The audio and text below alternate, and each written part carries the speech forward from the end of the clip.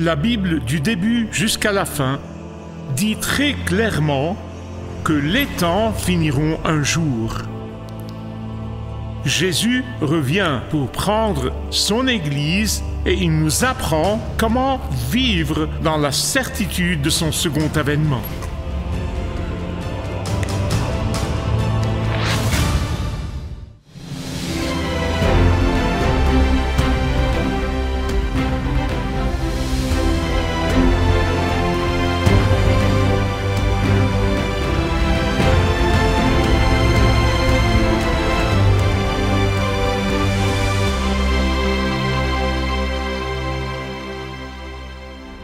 En 1964, j'ai annoncé publiquement que je renonce à ma citoyenneté dans le royaume de Satan et que je me soumets au royaume de Dieu. Ce jour-là, non seulement ai-je été invité à devenir membre de son royaume, mais son royaume a commencé à vivre en moi. Le jour où j'ai dit oui au roi Jésus, j'ai en fait dit « Seigneur, ton règne sur moi est suprême. Ce n'est plus moi qui contrôle ma vie, mais lui. Je ne suis plus le capitaine de mon navire, c'est lui. Je ne suis plus le maître de mon destin, c'est lui. Je ne suis plus le roi de mon château, c'est lui. Je ne suis plus le seigneur de mes affaires, c'est lui. » C'est là le royaume de Dieu ou le règne de Dieu dans la vie de ses enfants. Et chacun d'entre vous qui connaît le Seigneur Jésus-Christ doit faire la même chose. Le thème du royaume de Dieu est le thème dont notre Seigneur Jésus-Christ a constamment parlé. En fait, Marc nous dit dans le chapitre 1 que lorsqu'il a commencé son ministère, Jésus a dit « Le temps est accompli et le royaume de Dieu est proche. Repentez-vous et croyez à la bonne nouvelle. » Dans tous les miracles que notre Seigneur Jésus a accomplis, dans toutes les occasions qu'il a eues d'enseigner et de prêcher et dans toutes les démonstrations de sa puissance surnaturelle, il a clairement expliqué et parlé du royaume de Dieu. Le royaume de Dieu, la règle de Dieu, est dans le cœur de ses enfants, dans le cœur des élus de Dieu, dans le cœur de toute l'Église de Jésus-Christ, composée de toutes les nations, tribus et langues.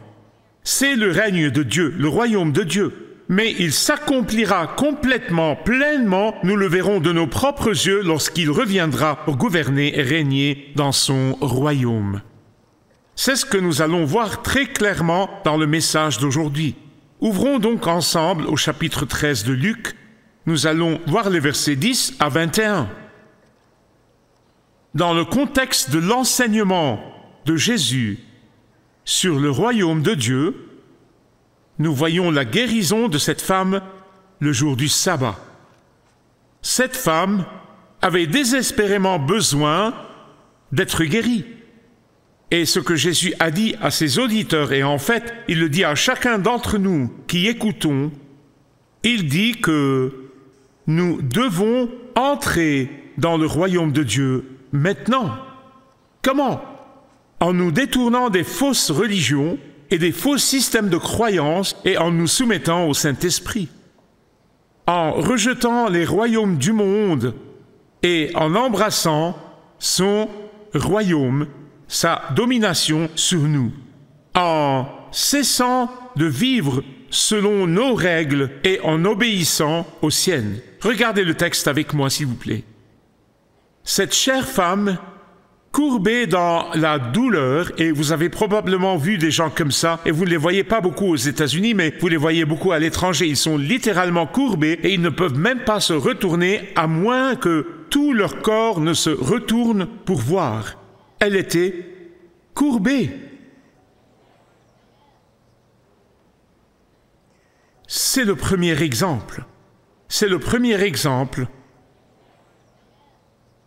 de l'importance vitale d'être libéré spirituellement par Jésus, libéré de l'esclavage du péché et de Satan pour entrer dans la liberté du Fils de Dieu.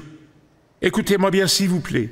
Ce qui était pire que son affliction physique, c'était sa stigmatisation sociale. Vous vous souvenez que dans le dernier message, nous avons vu comment les pharisiens, les juifs de l'époque de Jésus, avaient un système de croyance erroné. Ils croyaient que toute infirmité physique, toute maladie, toute souffrance était le résultat du péché et qu'elle était donc la conséquence de leur péché. Et ils présumaient que toute souffrance était fondamentalement le résultat du jugement de Dieu, et donc la souffrance physique d'une personne l'excluait parce que ces gens pompeux, ces gens arrogants, bien pensants, lorsqu'ils ne faisaient pas l'expérience de la souffrance, ils disaient « Regardez, ces gens souffrent parce que ce sont des pécheurs. Moi, je ne le suis pas. » C'est pourquoi Jésus a dû s'attaquer à ce système de croyance erronée. Elle était exclue. Écoutez-moi bien. Quand tout le monde avait exclu cette pauvre femme, Jésus l'a accueillie. Tout le monde l'évitait, mais Jésus l'a aimée. Quand tout le monde aurait été gêné d'être associé à elle, Jésus lui a imposé les mains et l'a guérie. Les gens l'a rejetée, mais Jésus a brisé l'emprise du mauvais esprit sur elle. Elle a été complètement et totalement guérie. Oh, mais les chefs de la synagogue sont arrivés. Regardez le verset 14. Sans aucune gratitude envers Dieu, ni louange envers Dieu, ni reconnaissance pour sa guérison surnaturelle et son miracle, ils ont attaqué Jésus pour l'avoir guéri le jour du sabbat. Mais ils étaient trop lâches pour affronter Jésus face à face, alors ils ont commencé à dire aux gens, regardez, regardez-le, n'aurait-il pas pu faire cela toute la semaine? Pourquoi doit-il le faire le jour du sabbat? Ces chefs de synagogue, au lieu de louer Dieu et de glorifier Dieu à cause de ce miracle, ils ont critiqué Jésus. Ces pharisiens légalistes, au lieu de remercier Dieu pour sa miséricorde et de remercier Dieu pour sa grâce et de remercier Dieu pour sa bonté envers une femme qui avait désespérément besoin d'aide, ils sont devenus littéralement indignés. En d'autres termes, ils étaient furieux contre Jésus pour son miracle.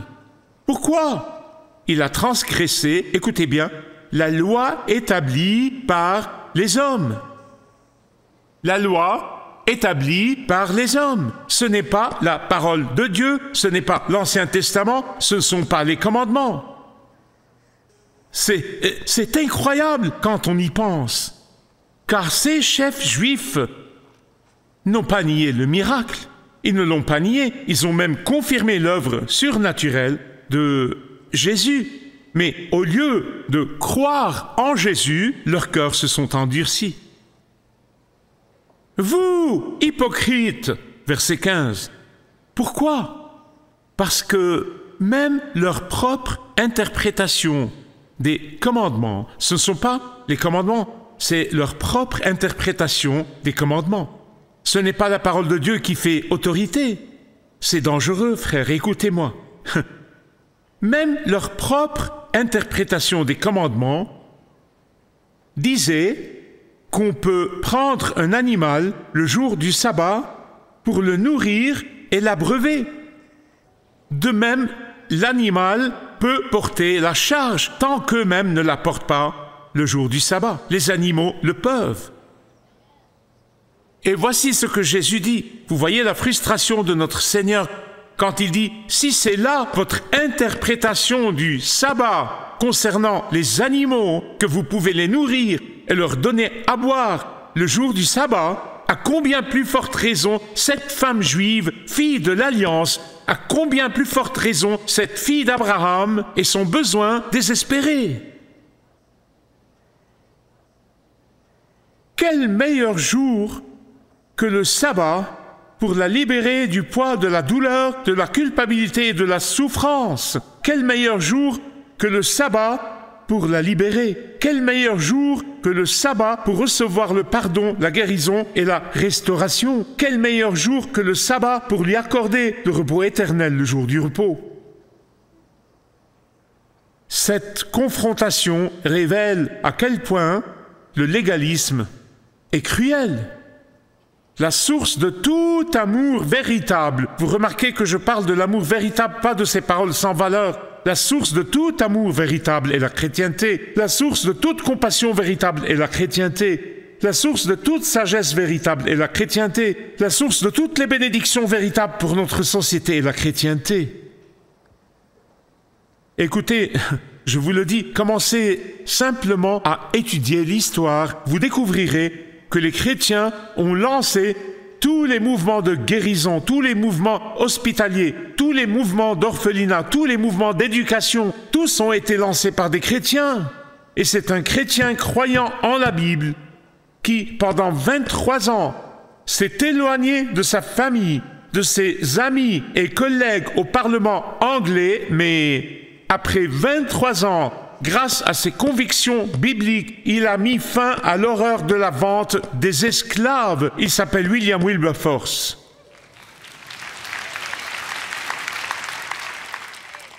Mais même Bonaparte, il n'était pas un chrétien croyant en la Bible. D'accord? Vous comprenez? Mais je veux vous lire ce qu'il a dit. D'accord? Pour que vous compreniez ce que je veux dire.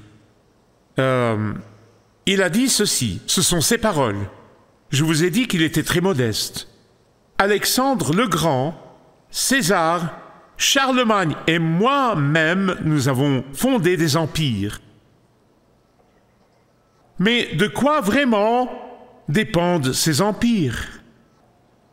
De la force, de la force. Jésus seul a fondé son royaume sur l'amour et des millions de personnes seraient prêtes à mourir pour cela. Fin de citation. Maintenant, bien-aimés, la guérison de cette femme est analogue à l'œuvre souveraine du salut de Dieu dans chacune de nos vies. Et pour ceux qu'il cherche à atteindre par son amour du salut et l'évangile de Jésus-Christ, c'est une métaphore de ce que Jésus est venu accomplir pour Israël. Car la Bible dit qu'il est venu chez les siens, mais que les siens ne l'ont pas reçu. Mais à tous ceux qui l'ont reçu, il a donné le pouvoir d'être appelés enfants de Dieu. Il ignorera tous les pharisaïques et les arrogants, et il se rapprochera des humbles et des cœurs brisés, de ceux qui sont accablés par le péché, qui le savent et veulent s'en repentir. Il ignore ceux qui pensent pouvoir se sauver eux-mêmes et en avoir le pouvoir, et il s'adresse à ceux qui confessent leur impuissance à se sauver eux-mêmes. Il ignore tous ceux qui pensent que leur liberté est un moyen de se libérer de Dieu et de sa parole, et il s'adresse aux esprits repentants, humbles et brisés. Immédiatement après cela, Jésus, après avoir guéri cette femme, regardez le verset 18 avec moi s'il vous plaît, Luc 13, il parle immédiatement du royaume de Dieu, car c'est pertinent ici. À quoi le royaume de Dieu ressemble-t-il? En effet, il demandait quel serait le règne futur de Dieu dans le cœur des hommes et des femmes 2000 ans après cela lorsqu'il parlait. Eh bien, à quoi ressemblera le règne de Dieu dans le cœur des hommes et des femmes, des garçons et des filles dans 2000 ans, en quelque sorte? Quel est l'avenir de la véritable Église de Jésus-Christ?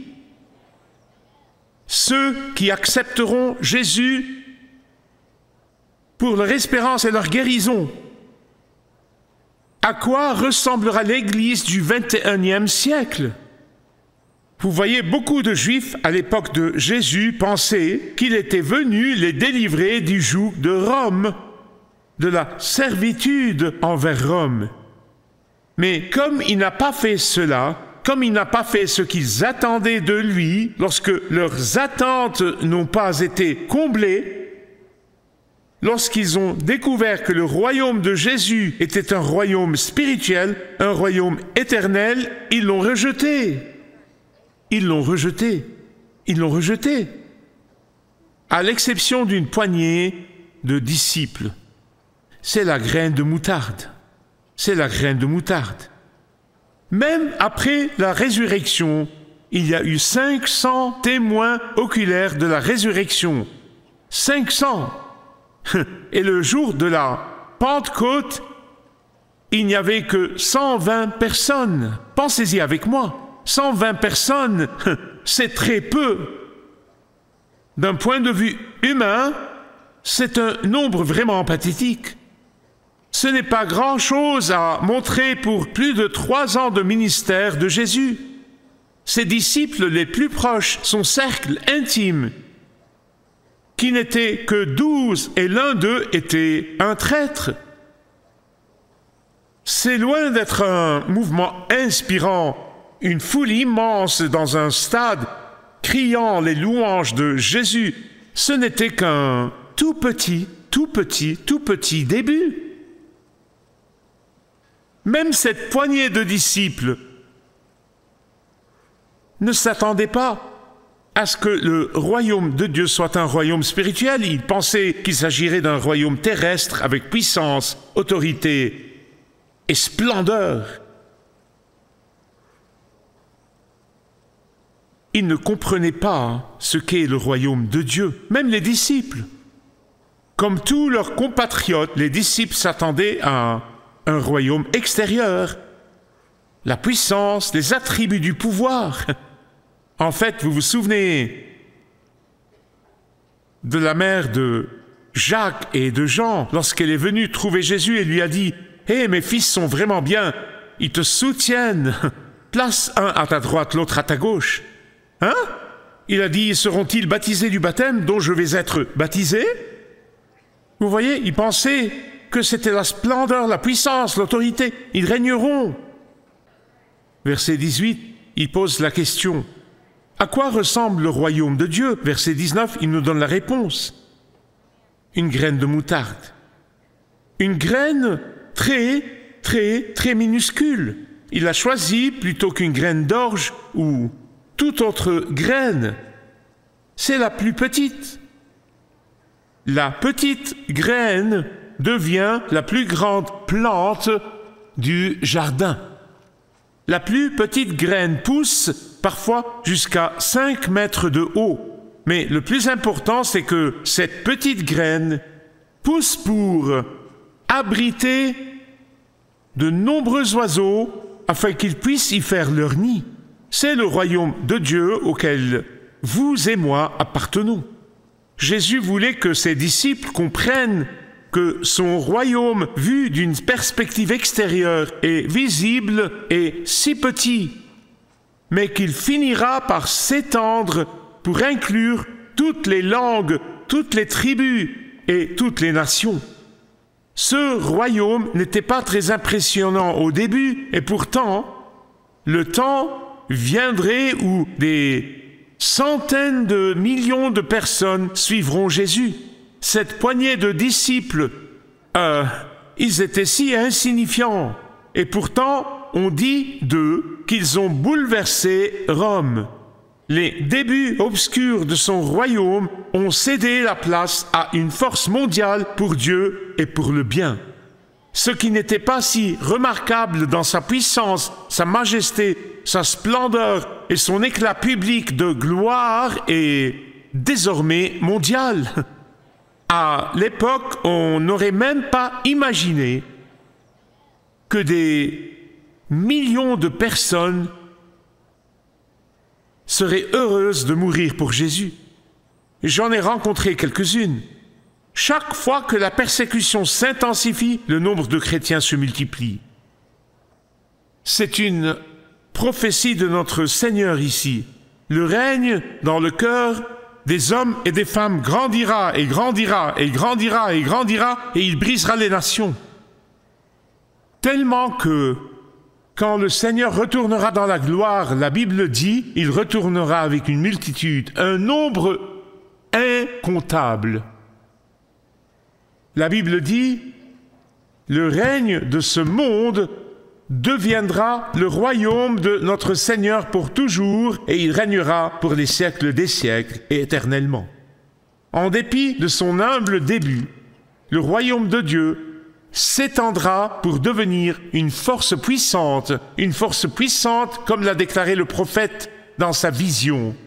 Et souvenez-vous, à la fin, Dieu établira son Fils comme roi des rois et seigneur de tous les seigneurs. Il brisera les nations.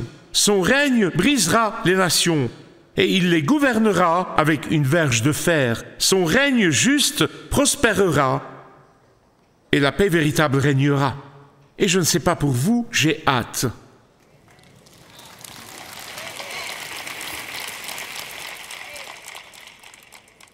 Ésaïe a prédit dans Ésaïe 53 que son règne s'étendrait au loin. Regardez les versets 20 et 21 avec moi, s'il vous plaît, Luc 13. Jésus dit encore, « À quoi comparerai-je le royaume de Dieu? Il ressemble à du levain qu'une femme a pris et mis dans 3 mesures de farine pour faire lever toute la pâte. J'ai vu cela de mes propres yeux lorsque ma mère mettait ce peu de levain dans la pâte, une petite pâte, le lendemain matin, le pot débordait largement. » Maintenant, la parabole précédente de Jésus sur la graine de moutarde mettait l'accent sur la croissance externe du royaume. Celle du levain mettait l'accent sur l'influence interne du royaume de Dieu.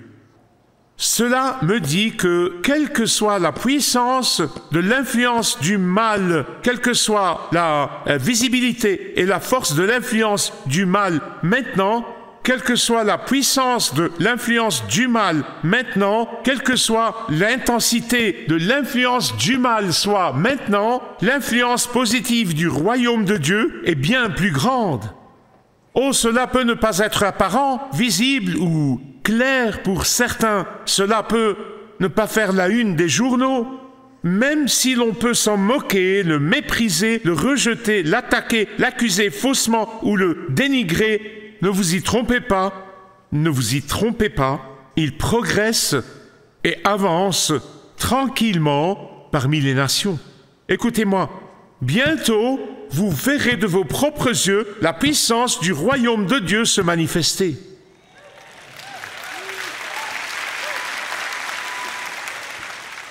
Bientôt, vous verrez que ce même Jésus, aujourd'hui moqué, régnera bientôt avec un sceptre de fer. Vous verrez bientôt comment il apparaîtra avec puissance et grande gloire. Un jour, bientôt, tout œil le verra et ceux qui l'ont transpercé pleureront. Un jour, bientôt, ils s'inclineront devant sa majesté. Un jour, bientôt, ils le confesseront comme Seigneur de tous. Un jour, bientôt, ils le verront juger ses ennemis et en faire son marchepied. Et ce jour pourrait arriver plus tôt qu'on ne le pense. C'est pourquoi je ne manque jamais l'occasion de dire « Venez à lui maintenant tant que l'opportunité vous est offerte. Venez à lui maintenant et faites-lui face comme votre sauveur à la fin et non comme votre juge. Aujourd'hui est le jour, maintenant est l'heure. »